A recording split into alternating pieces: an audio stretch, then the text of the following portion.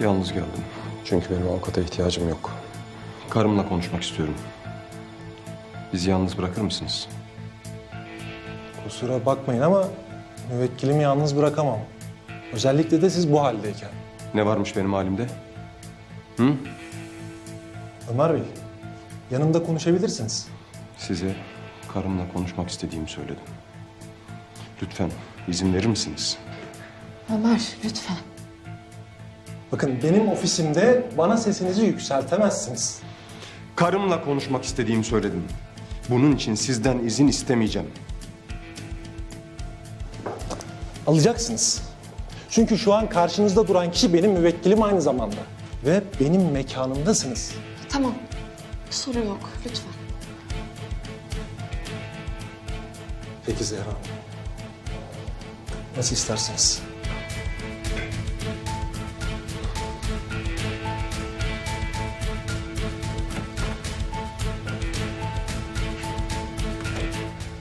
Ne oluyor? Ne yapmaya çalışıyorsun? Anlaşmayı bozuyorum. Ne demek istiyorsun sen? Çok açık ve net bir şekilde söylüyorum. Senden boşanmayacağım.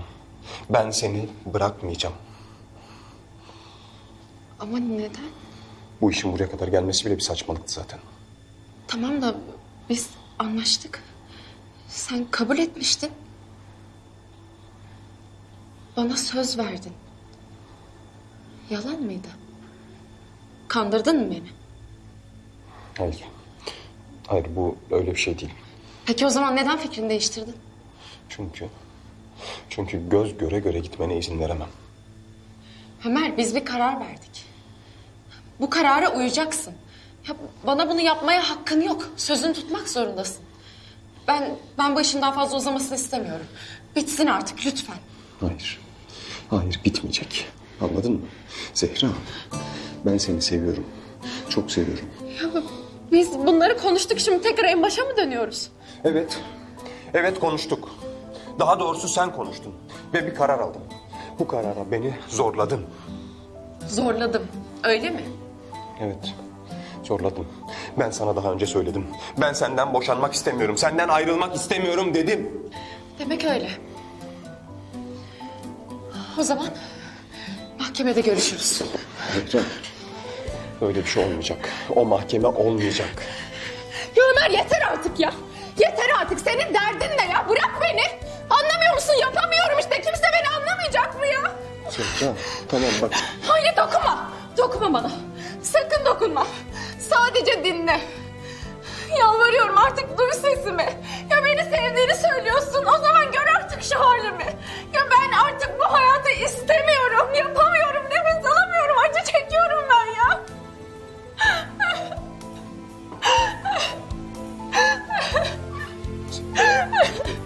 Zehra, lütfen.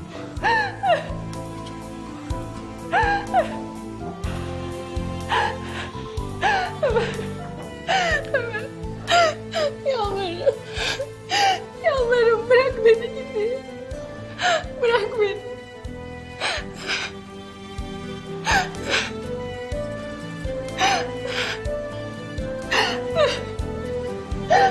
Zehra. Zehra.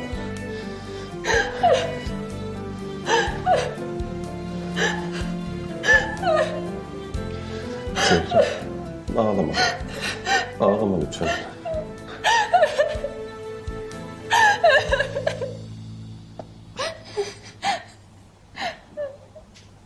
Ben seni böyle Görmeye dayanamıyorum Zehra.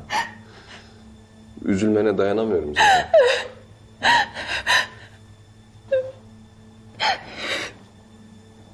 Tamam. Tamam. Madem benim yanımda bu kadar mutsuzsun, ben senin dediğini yapacağım.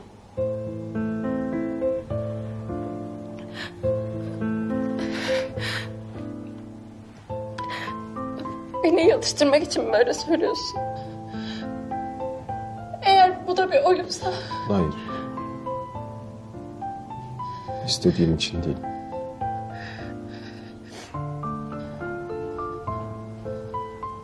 Seni bu halde görmek istemediğim için. Üzülmene dayanamadığım için.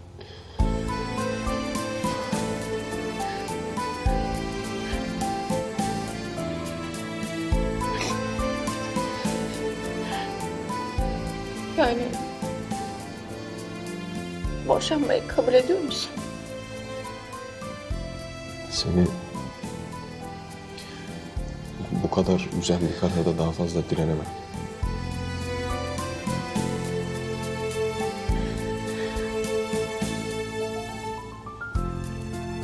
Senin mutluluğun benim için her şeyden önemli.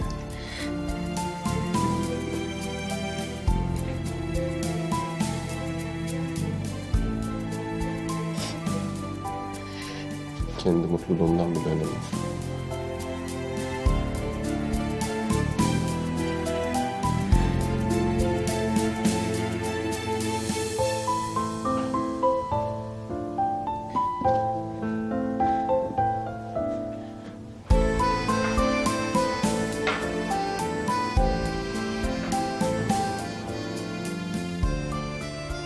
Ama ne senden vazgeçeceğim ne de seni sevmekten.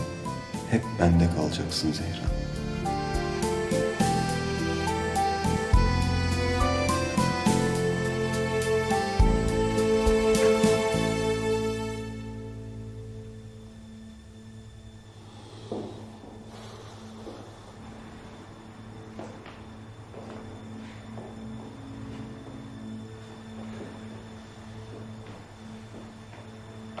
Sanırım görüşmeniz tamamlandı.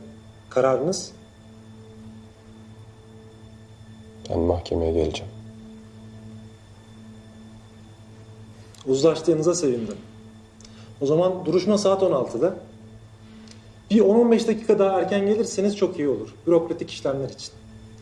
Adliyede görüşürüz. Hoşçakalın.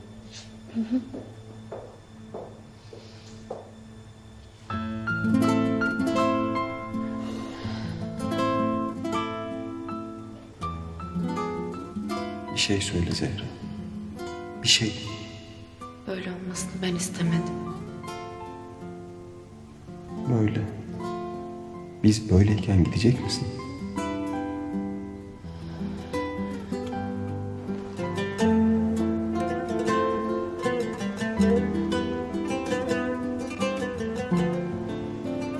Gitmeyeceğim de. Kalacağım de. Yalvarırım bana öyle bakma. Yoksa gidemeyeceğim.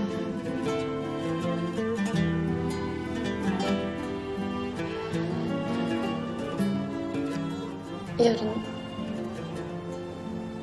mahkemede görüşürüz. Görüşürüz.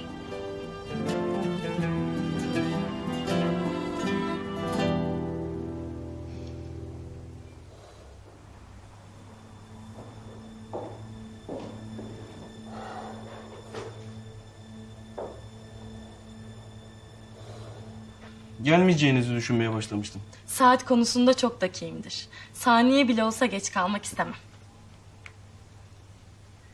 Hatta henüz 2 dakika var. Şu meşhur dosyanıza bir göz atabilir miyim? Elbette, buyurun. Şöyle bir göz atayım, sonra sizden anlatmanızı isteyeceğim.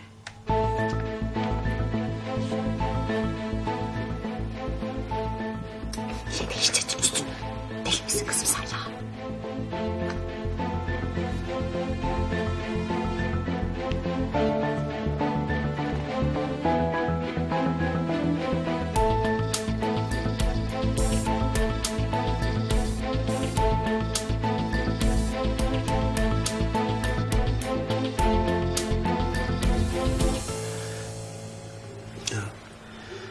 Ben Zehra'ya ayrılma dedim diye bana kırıldı galiba.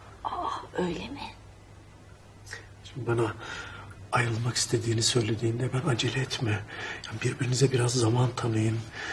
Ne bileyim, anlaşmaya çalışın, yuvanızı kurtarmaya çalışın dedim, bana kırıldı. Ne var bunda Salim Beyciğim? Yani bir baba olarak üzerinize düşeni yapmışsınız. Bilmiyorum ki Cevriye Hanım, gözlerinde öyle net bir ifade vardı ki kararını desteklememi, arkasında durmamı isteyen. Ay bunda bir şey yok Salim Beyciğim. Dediğim gibi bir baba olarak üzerinize düşeni yapmışsınız. Yuvasını kurtarmaya çalışmışsınız. Hem Zehra sizi çok seviyor. Kırılması mümkün değil yani. Öyle mi diyorsunuz? Öyle. Zehracığım çok sağduyulu, çok zarif, çok kibar bir kızdır. Hele size düşkünlüğü.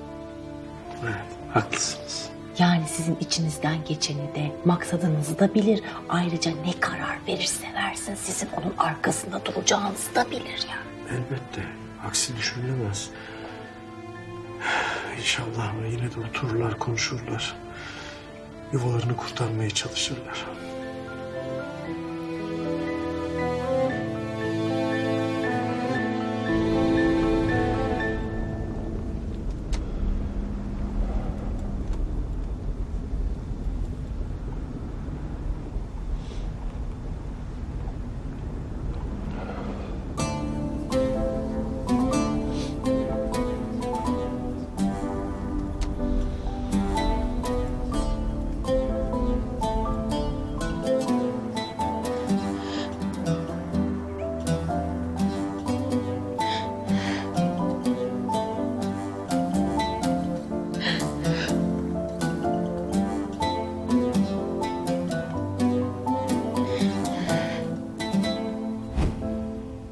Senden vazgeçebileceğimi,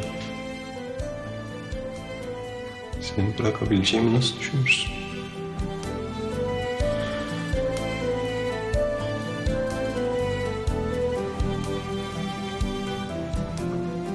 Ben seni deliler gibi seviyorum.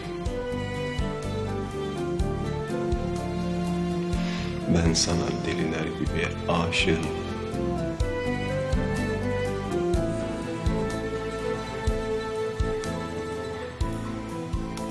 Sen benim her şeyimsin.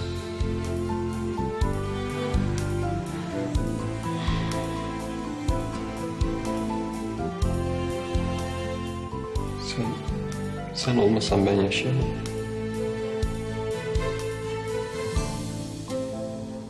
Nefes alamam. Sen olmazsan ben ölürüm. Biterim.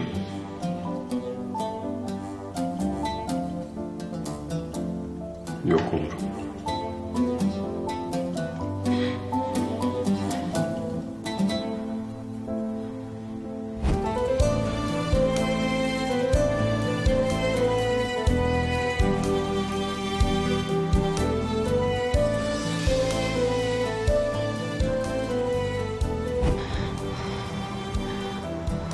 Bitecek.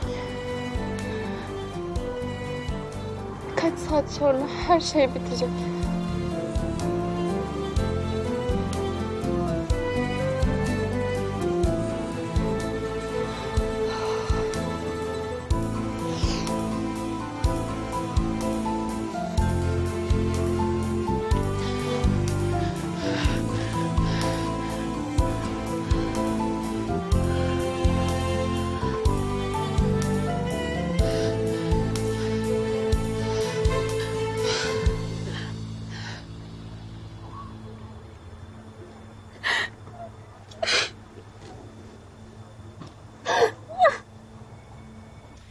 Özetlemek gerekirse, satış aşamasında çok iyi koordine olup projenin en can alıcı yanlarını vurgulamayı amaçlıyoruz.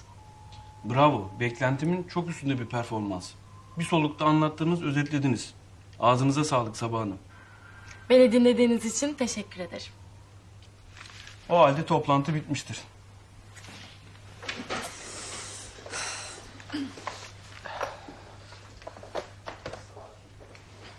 Çok iyi hazırlanmışsınız. Arkadaşlarımızın dediği kadar da var. Ha bu arada normal bir prosedür olarak sizden zaman istedim. Sizinle çalışacağımıza inanıyorum. Biz de sizinle çalışmak çok isteriz Atıf Bey. Görüşmek üzere Sabah Hanım o zaman. Görüşmek üzere.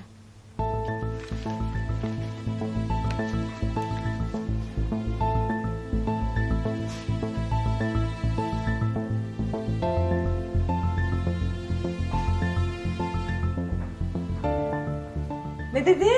İyi şeyler. Bizimle çalışmak istiyorlarmış. Ya ben anlamıştım zaten toplantıdaki sorularından.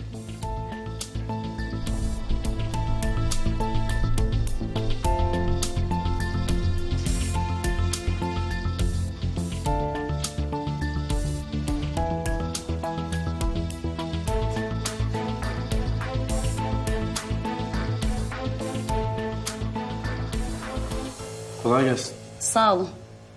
Siz yeni başladınız galiba. Hayırlı olsun. Evet bu sabah başladım. Aslında başka katlara bakıyordum ama buraya aldılar.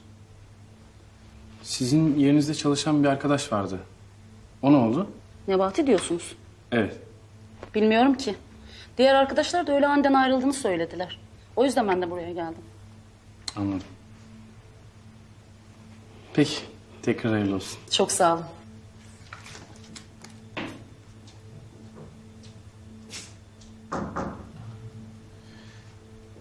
Selam.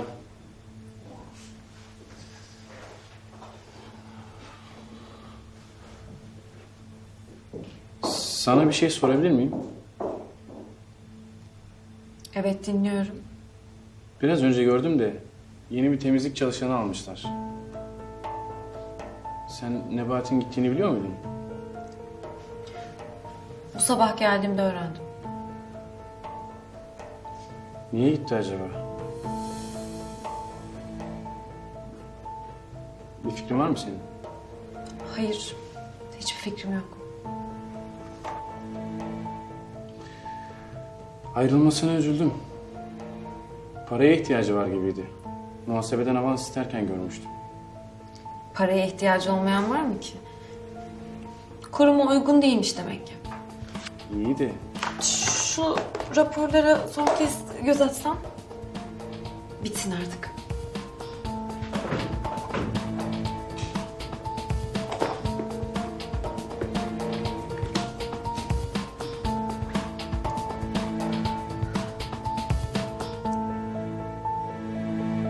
Neredesin Zehra? Niye açmıyorsun telefonları?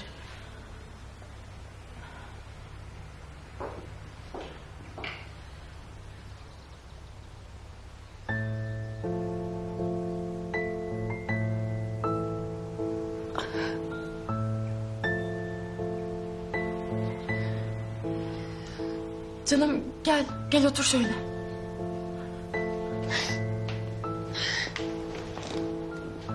Zehra ne oldu? Zehra bir şey söylesene. Ömer kabul etmedi değil mi boşanmayı? O yüzden böyle ağlıyorsun. Canım benim ben sana söylemiştim ama Ömer'in kabul etmeyeceğini.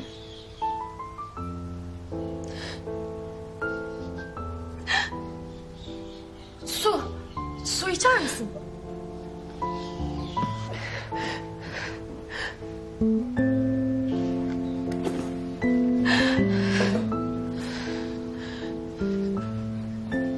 Al canım iç dur.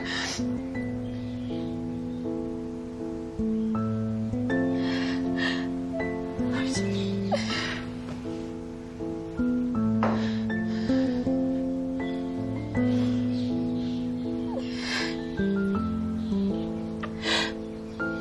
Ömer boşanmayı kabul etti.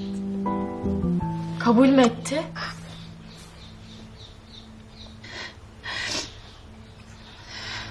Canım.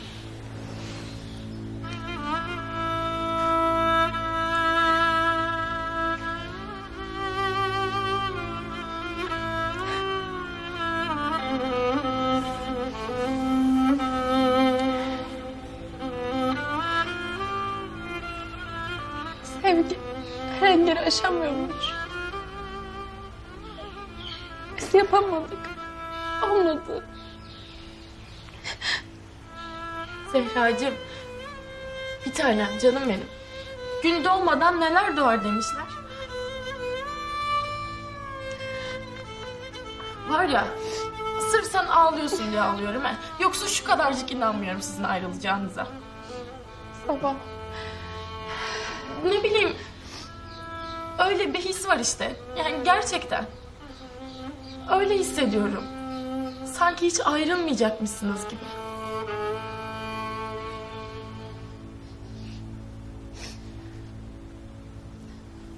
Neyse. Zehra. Sonuç her ne olursa olsun. Ben senin her zaman yanındayım. Her zaman. Sabah iyi ki varsın. İyi ki.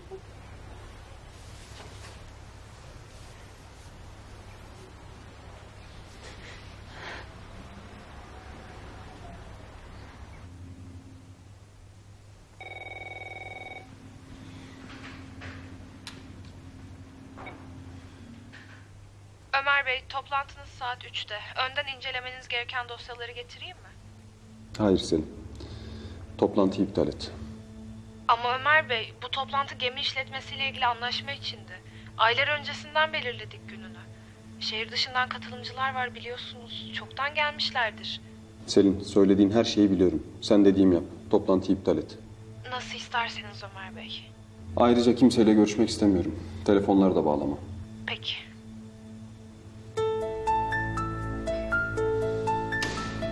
Ömer. Ne oldu, iyi misin? Bir şeye mi canın sıkıldı? Söylemeyecek misin? Yok, bir şey yok. O zaman. Hem sabahtan beri neredeydin sen? Zehra ile birlikteydim. Avukatla görüşmeye gittin mi? Boşanmayı kabul ettim deme sakın. Ömer konuşsana. Mahkemeye gitmeyeceksin değil mi?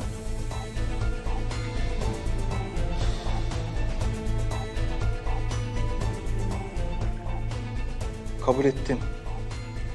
İyi ama neden? Hani çok kararlıydın, boşanmayacaktınız. Kabul etmek zorunda kaldım. Hiçbir şey anlamıyorum. Ya niye kabul ettin? Çünkü bu boşanma meselesine Zehra'ya ısrar ettikçe duygusal anlamda çöktü. Çok kötü oldu. Nihat, ben Zehra'yı daha önce hiç böyle görmemiştim. Eğer devam etseydim daha kötü olacağından korktum. Anladım. Ben boşanmayı kabul etmiş olabilirim. Ama bu Zehra'dan vazgeçeceğim anlamına gelmez. Biliyorum. Vazgeçmemelisin zaten. Benim hayatıma Zehra'dan başka hiç kimse girmeyecek. Boşansak da ben Zehra'yı asla bırakmayacağım. Onun kalbini kazanmak için elimden ne geliyorsa yapacağım. Evet, ne geliyorsa. Güzel. Ben her şeyin yoluna gireceğine adım gibi eminim. Mahkeme kaçtı? 4. Tamam, beraber gideriz.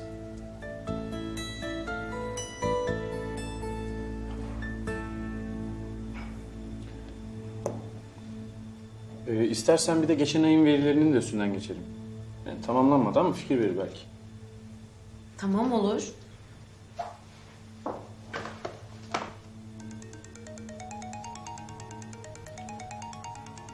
Buna bakmam lazım.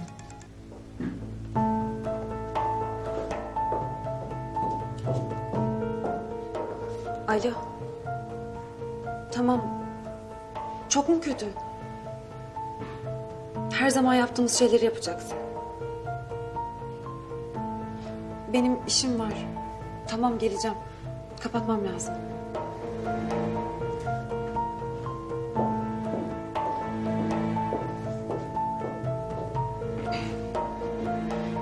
Devam edebiliriz. Çıkan şu sonuca baksana. Geçen 3 aydan büyük farklılık gösteriyor.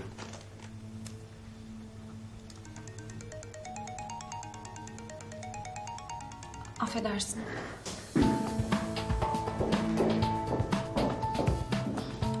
Alo. Şimdi nasıl?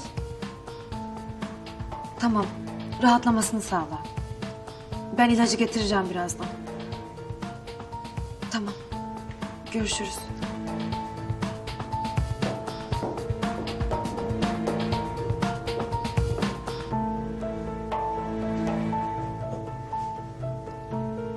Kötü bir şey yok umarım.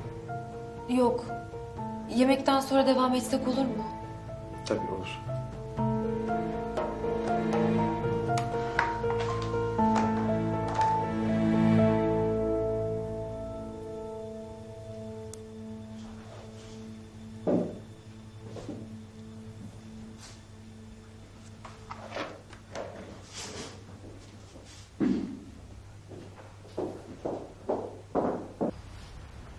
Boşanmayı ben istedim. Ama hiç bu kadar zor olacağını düşünmemiştim sabah.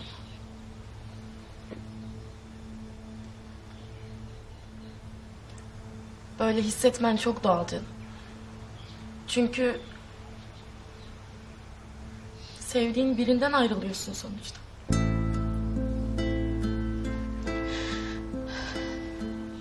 Ben kendimi o kadar çaresiz hissediyorum ki. O boşluğu nasıl dolduracağım? Bundan sonra ne yapacağım hiç bilmiyorum. Sanki zifiri karanlık bir sokakta kaybolmuş gibiyim. Ne yana döneceğimi bile bilmiyorum. Aldığın karar da, yaşadıkların da hiç kolay değil.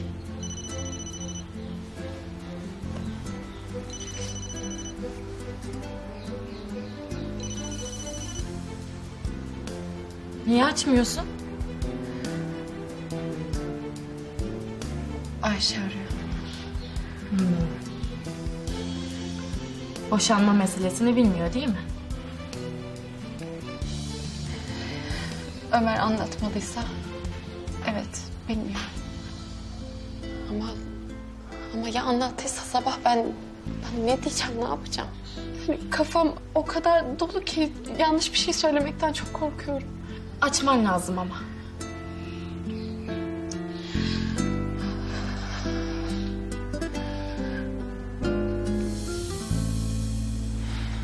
Zehra. Canım günaydın, nasılsın?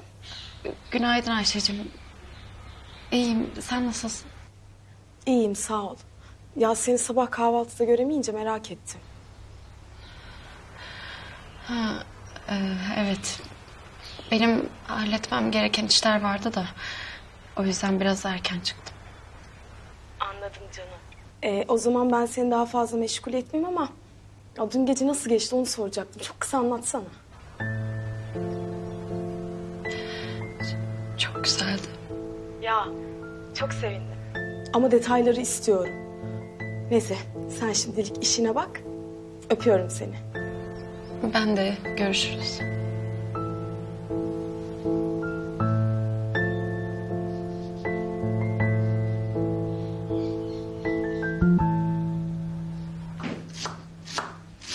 Hülya abla, şükür geldin.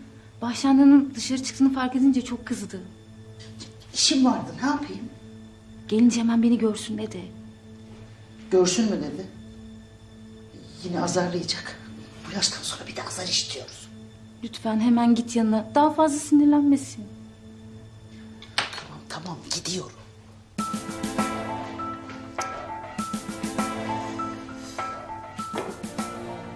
Mahkeme saat 4'te değil mi? Senden dakika dakika malumat istiyorum. Mahkeme saat 4'teymiş. Bakın. İyi günler.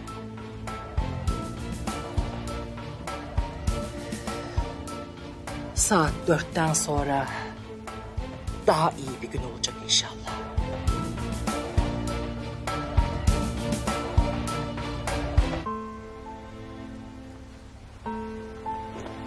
Sabah. Mahkemede şahitlik yapacak mısın? O da nereden çıktı Canan? Niye şahitlik yapayım ki? Ay ne bileyim ya. Mahkemede şahitlik falan yapacaksan hani birbirlerine çok aşık falan dersin. Belki hakim boşamaz. Canan, Ömer'le Zehra anlaşmalı boşanıyorlar. Yani şahitliğe falan ihtiyaç yok. Taraflardan biri boşanmak istemezse hakim ancak o çifti boşamıyor. Yani ikisi de birbirini bu kadar severken boşanmak istemeleri... Yok, akıl alır bir şey değil. Hadi bizimkisi tutturdu. Yani Ömer nasıl kabul etti onu hiç anlamadım. Ömer çok direndi Zehra'yı vazgeçirebilmek için ama... ne yazık ki Zehra'yı kararından döndüremedi. Sabah.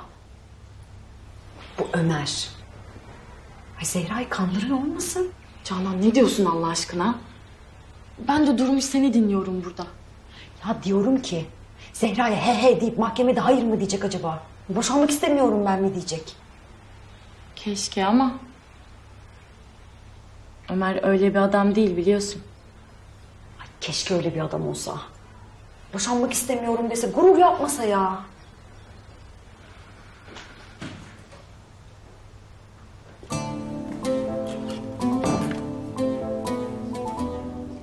Gidebiliriz. Ben de geliyorum. Canan lütfen. Ya ben de gelmek istiyorum Zehra.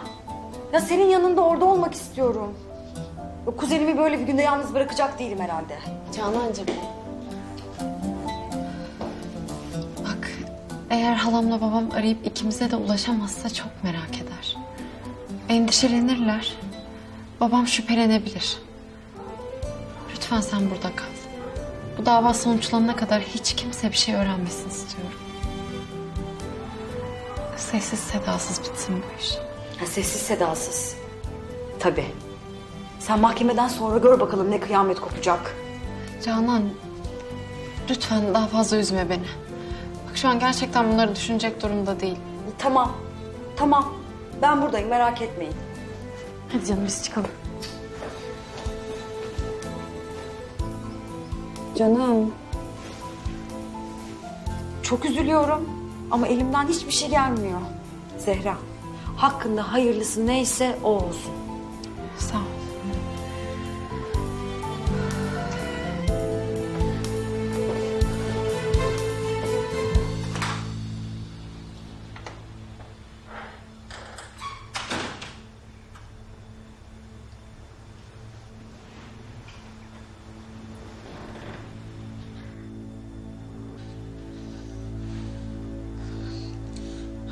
Alo. Mahkeme saatini öğrendim. Bugün 4'teymiş. Tamam.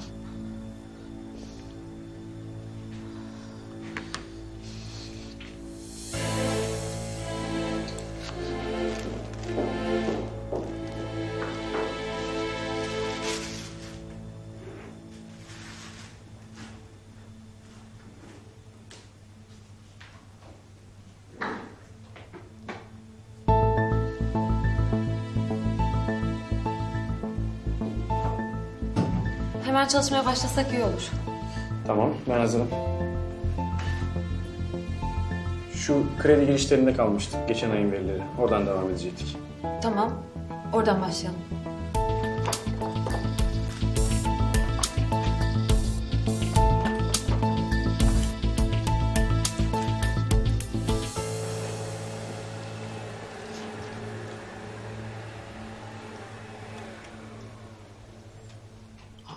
Salim, sen bu saatte evde. Ay, hasta mısın yoksa? Yok. İyiyim. Bir şeyim yok. Yani eve dinlenmeye geldim biraz. Hata mı ettim? Ay, yok. İyi yaptın tabii. Çok iyi yaptın.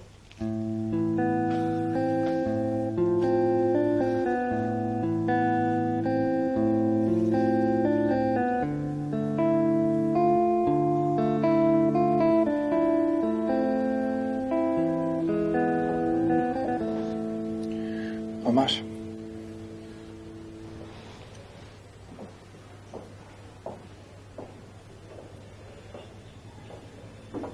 Hoş geldiniz. Hoş bulduk. Merhaba.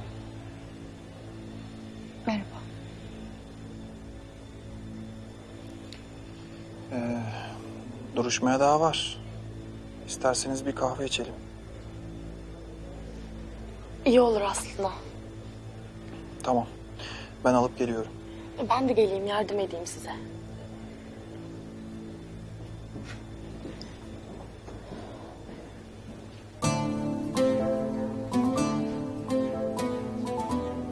Oturalım mı? Olur.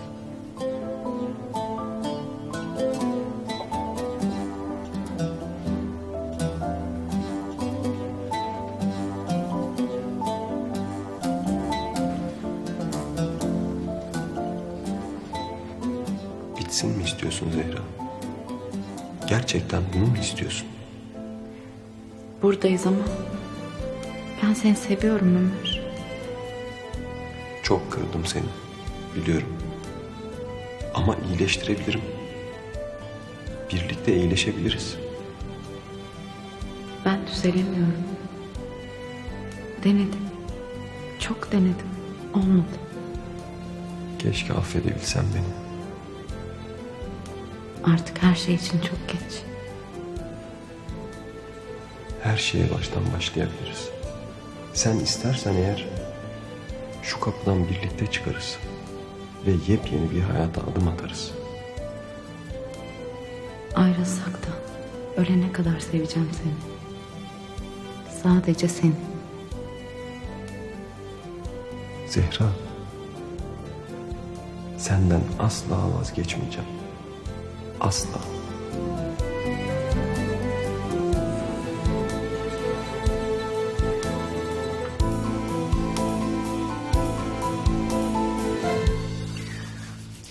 Ya Salim hiç iyi değil ha Şükran. Nasıl yani? Biraz önce gördüm, gayet sağlıklı görünüyordu. Yok yok öyle değil. Hani tuhaf biraz diyorum. Nasıl tuhaf? Yani ne bileyim hani bakıyor görmüyor. Dinliyor ama duymuyor gibi. Allah Allah. Korkutma beni Hamiyet. Ay, bir derdi var ama söylemiyor işte. Ben de onu diyorum ya. Ha. Hani bu bir an önce baş göz edelim dediğin konu mu? Böyle nereye kadar Hamiyet? Kukumav kuşu gibi tek başına. Senin de kapılar arkasında evim evim diye dertlendiğini bilmiyorum sanma. Ay, yok canım dertlenmiyorum da. Hani insan özlediğin yalnız dört duvarın değil ki. Dostların, anıların, alışkanlıkların, komşuların. İnan bazen şu 2 tane çulunu bile özlüyor insan. Haklısın tabii. Ama işte Salim'i de böyle bırakıp gitmek olmaz ki. Dedim sana Hamiyet. Yapılacak şey belli. Huyu huyuna, suyu suyuna uygun biriyle Salim'i evlendirmek. Bir ömür böyle yalnız geçmez. Erkeğe tek başınalık zor bir anacığım. İnşallah Şükran, inşallah. Ama işte Salim'in huyunu biliyorum. Böyle bir şeye yaklaşmaz ki.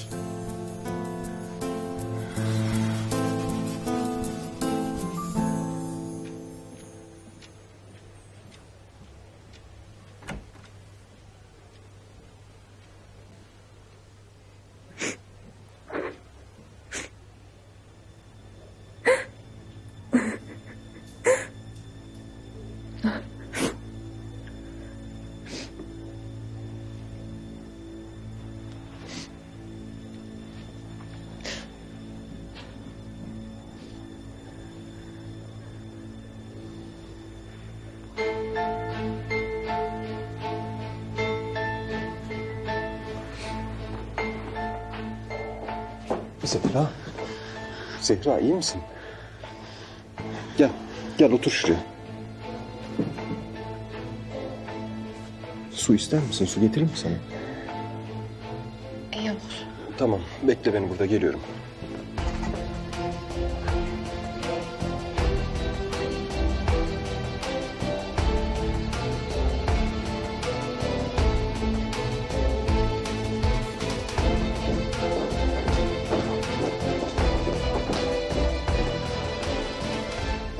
Merhaba Zehra. Tanışıyor muyuz? Konuşmamız lazım. Konuşmak mı? Kimsiniz? Ben...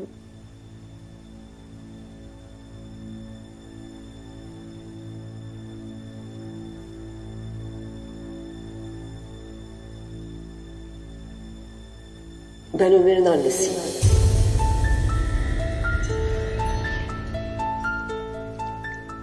Annesi mi? İsmim Jülide.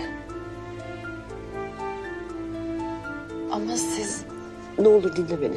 Sana Ömer'le ilgili çok önemli şeyler söylemem gerekiyor. Ama şu anda bunun için vakit yok.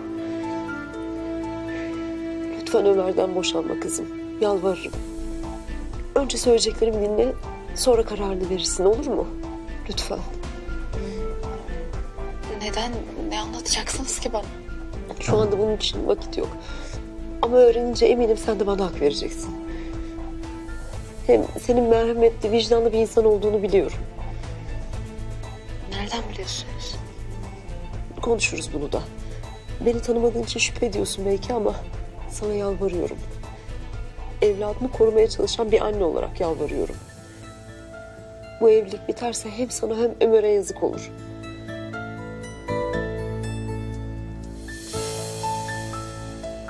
Benden haber bekle, olur mu? Ömer'e bir şey söyleme şimdilik. Lütfen.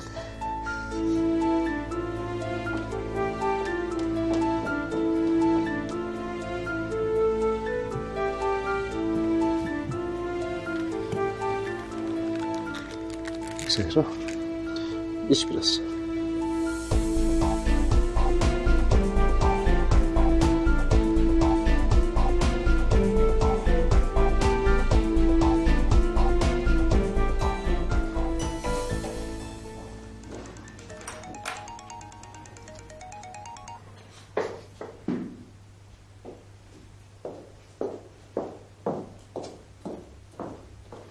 Alo.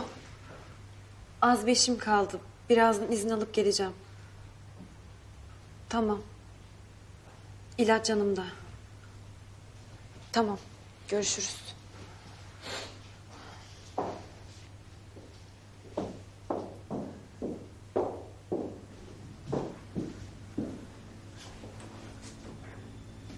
Benim dışarıda küçük bir işim var. Hemen halledip döneceğim. Benim yapabileceğim bir şey var mı? Yok. Teşekkür ederim.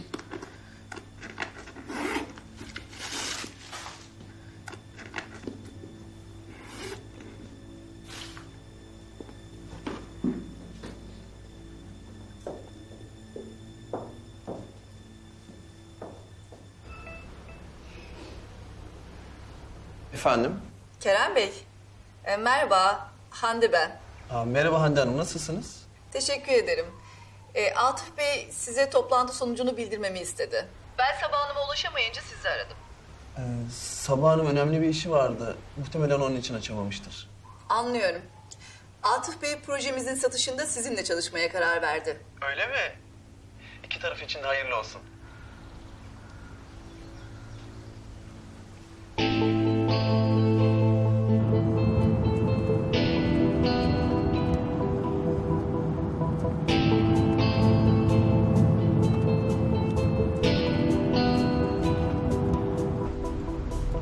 Ben ilacı yazdıramadım. Evet. Yazmıyorlar ama kendi cebimden alıyorum. Öyle ama.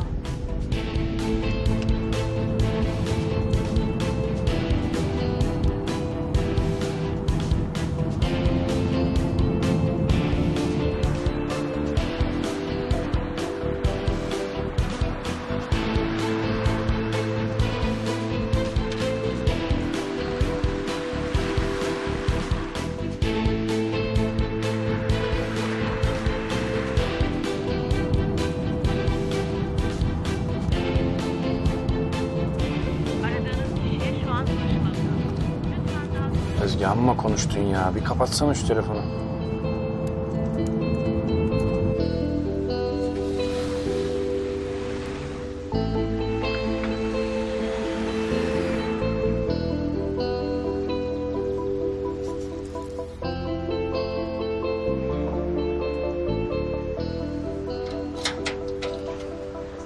Hayırdır Özge?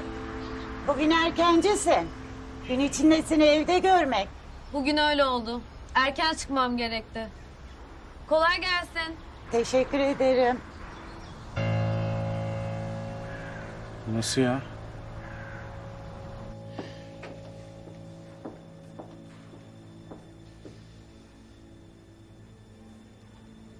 Ben Ömer'in annesiyim. Ben inanamıyorum. Böyle bir şey nasıl olur?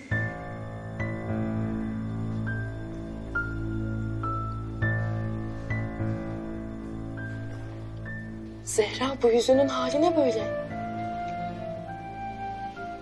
Bak, eğer emin değilsen ya da pişman olduysan henüz geç kalmış sayılmazsın. O salona girmek zorunda bile değilsin. Davayı açtın, tamam, ama vazgeçebilirsin. Kendinle inatlaşmayı bırak Zehra. Eğer ileride daha büyük bir acı yaşamak istemiyorsan bunu yap. Hem kendin için hem Ömer için.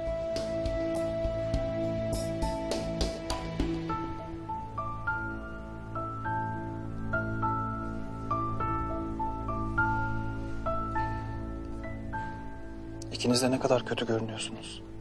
Ya madem öyle niye boşanıyorsunuz ki? Ya aklım almıyor.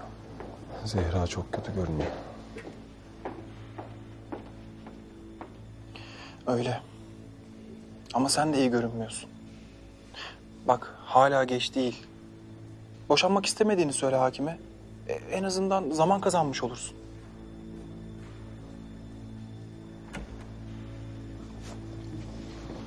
Davacı Zehra Kervancıoğlu. Davalı Ömer Kervancıoğlu. Duruşma salonuna. Ömer, bak söylediklerimi unutma. İleride pişmanlık yaşamak istemiyorsan boşanmak istemediğini söyle. Hala geç değil, unutma. Eğer hakim karşısına çıkmayı istemezsen hemen çıkıp gidebiliriz buradan.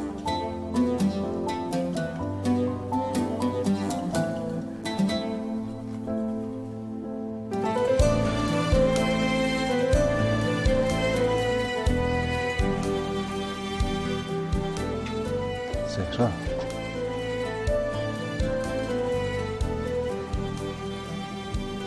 İyi misin?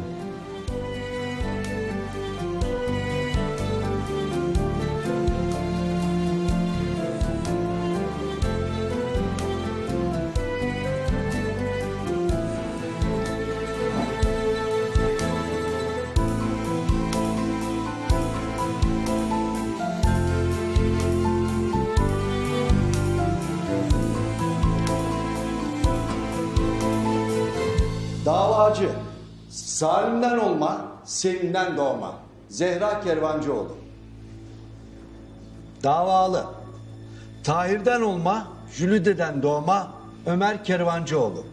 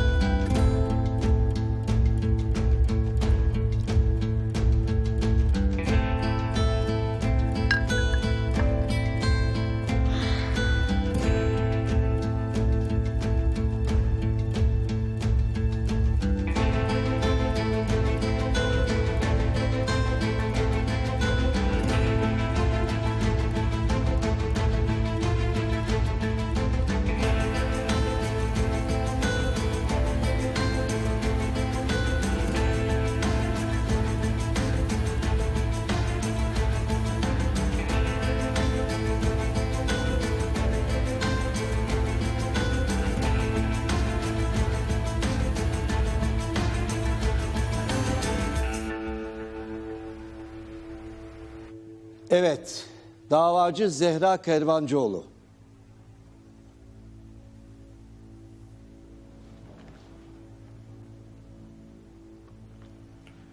Boşanmak istediğinizi sözlü olarak duymam gerekiyor. Ömer Kervancıoğlu'ndan boşanmak istiyor musunuz?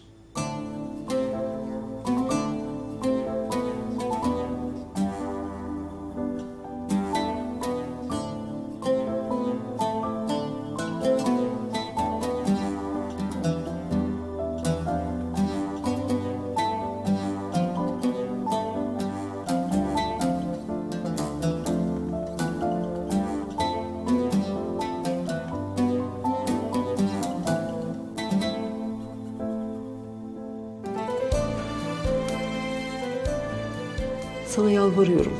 Evladını korumaya çalışan bir anne olarak yalvarıyorum. Bu evlilik biterse hem sana hem Ömer'e yazık olur.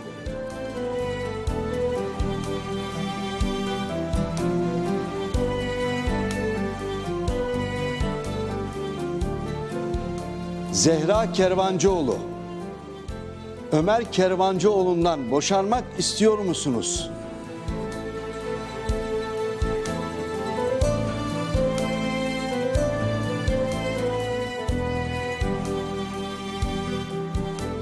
Cevabınızı bekliyorum.